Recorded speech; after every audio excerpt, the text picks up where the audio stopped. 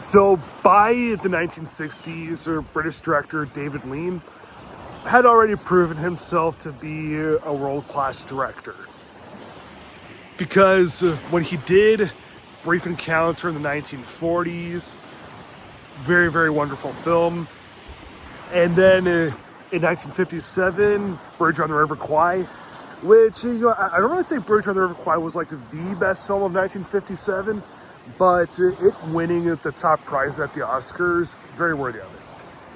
Then, 1962, does his be-all end-all, Lawrence of Arabia. So how could David Lean possibly follow Lawrence of Arabia? Well, Dr. Zhivago. Yeah, Dr. Zhivago is probably my second favorite David Lean movie, only behind Lawrence of Arabia. And I don't know how the book went. I don't know how the other adaptations went, because, Dr. Zhivago is one of those classic works that has been adapted several different times. And, maybe in the future I will read the book.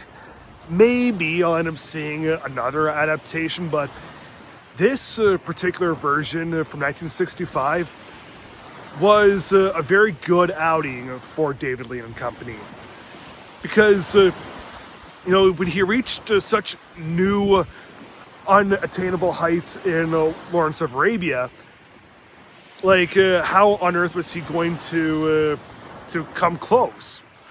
Well, I don't think that Dr. Zhivago really does come close, per se, but, he does try to utilize all of the aspects from the Lawrence of Arabia to Dr. Zhivago and make it something really, really spectacular.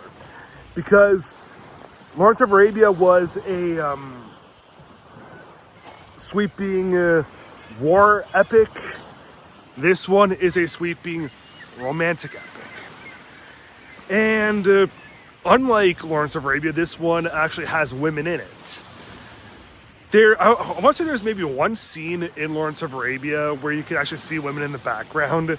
Other than that, you don't see any women in Lawrence of Arabia. But in Dr. Zhivago, there's a couple of different love stories that happen in this. And all of them are good. So some are better than others, but all of them are beautiful. And the acting in this by everyone is wonderful, especially by Omar Sharif. With Julie Christie, I've seen enough of her things to know that she could pull off this role perfectly fine.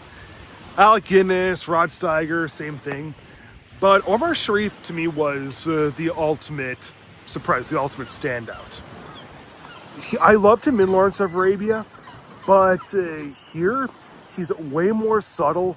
And the way that he's able just to do things with his eyes, like make his eyes fill up with tears, and like the littlest, most subtle things just speaking volumes, and like the subtlest microscopic changes in his eye is really shifting everything. This was my favorite performance of 1965. So, Dr. Zhivago takes place during the Russian Revolution, where we get to know Zhivago, who's Omar Sharif, and his whole story. And then there's Julie Christie's whole story. And the love stories that happen with Zhivago and his wife, Julie Christie, and her respective side, all that stuff is really, really well done. And when Christie and Sharif do end up getting together, it is one of those forbidden love stories that is never cheesy. It is 100% earned. And as everything's happening, yes, there is that war, there is the Russian Revolution that's happening. All that stuff is shown in very interesting ways that make a lot of sense. I've never really known a whole lot about the Revolution or Reds and Russian history from the early 20th century. But Dr. Zhivago was able to make all that stuff very, very easy to understand, kind of like what Warren Beatty did with Reds in 1981. Yeah, a while ago I made a video comparing and contrasting Dr. Zhivago and Reds.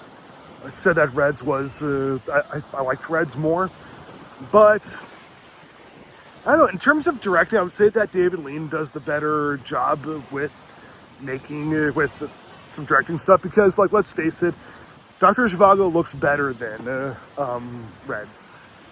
And I also said that Reds was more of an emotionally intense journey.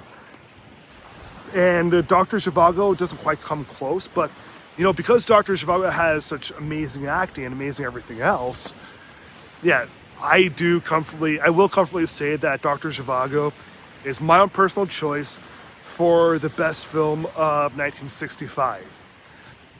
Will that change in the future? Maybe. I haven't seen everything from 1965. To me, it was kind of a weak year for film. I mean, like, yeah, I saw A Few Dollars More and The Sound of Music, but still, Dr. Zhivago is my favorite of that year. So yeah, I'll give Dr. Zhivago from 1965 4 stars out of 4.